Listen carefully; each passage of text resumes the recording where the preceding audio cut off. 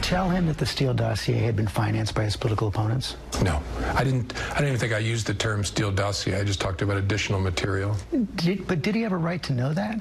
That had been financed by his political opponents? I don't know the answer to that.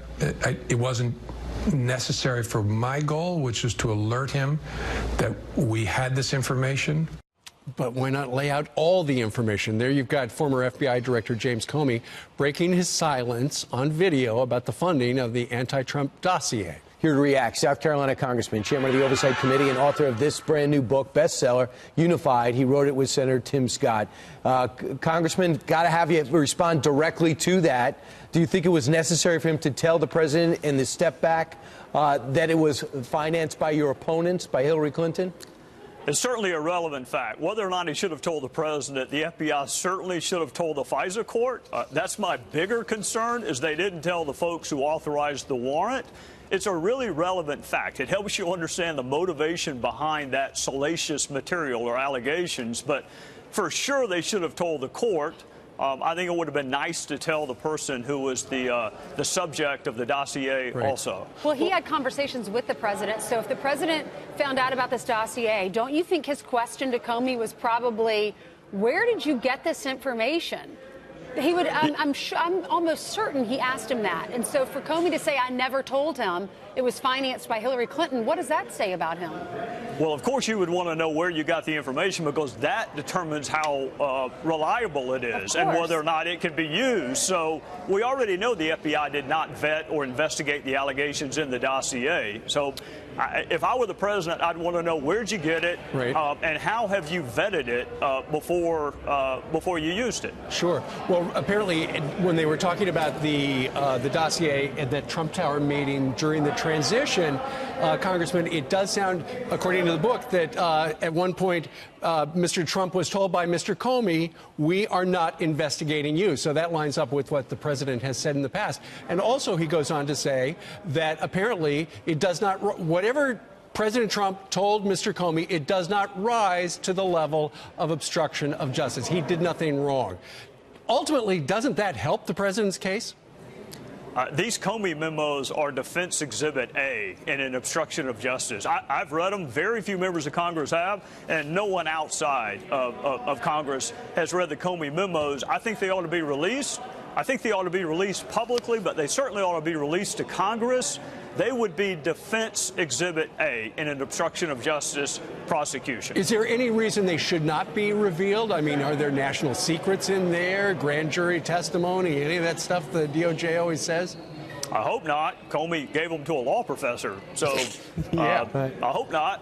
What about the idea of a former FBI director writing a book? What was the process? What is the process? Would he have had to, would the DOJ have to read the book before to make sure he wasn't releasing classified information? And what do you think about an FBI director writing a book? I think it's sad. I think it's sad. One of the things Director Comey and I did agree on is we need an apolitical FBI. We had some fairly heated exchanges about that.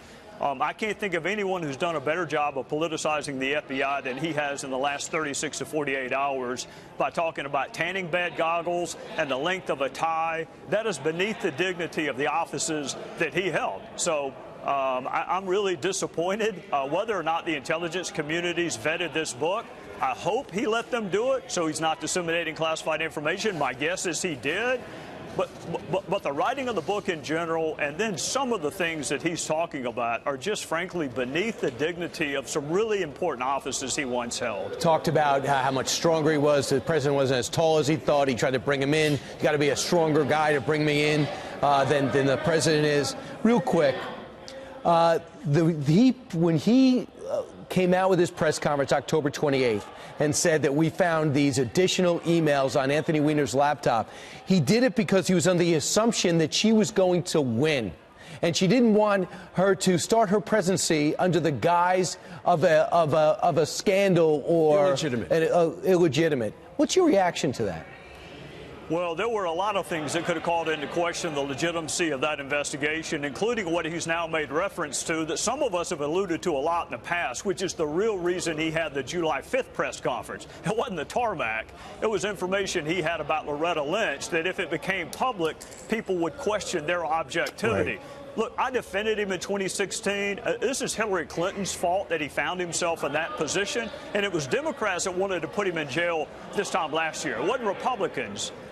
So he had a tough 2016, but he's making it worse by writing this kind of a tabloid book. Congressman, what about Pompeo? Will he be confirmed? I hope so. You know, Ansley, it got 13 Democrat votes a year ago. I mean, go back and look at how many Republicans opposed John Kerry and Hillary Clinton. Almost none.